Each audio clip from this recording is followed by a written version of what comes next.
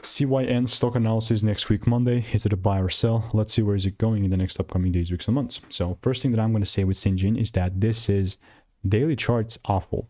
I've spent 5 figures on courses and mentors, called out thousands of correct predictions, and all of it has been documented, again, for free on my YouTube channel.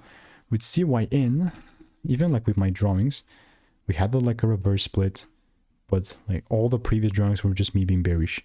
And I'm not even trying to exaggerate here. That's the reality and that's the truth.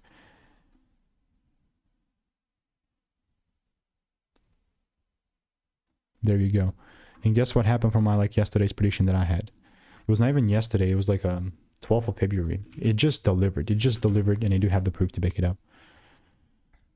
There you go. You know, so I was expecting it to come down 8 days ago.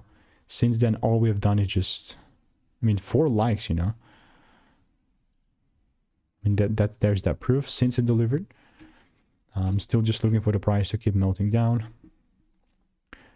Still a bearish range. It's only really going to be something bullish the moment I start seeing this breaking above solid 17 bucks.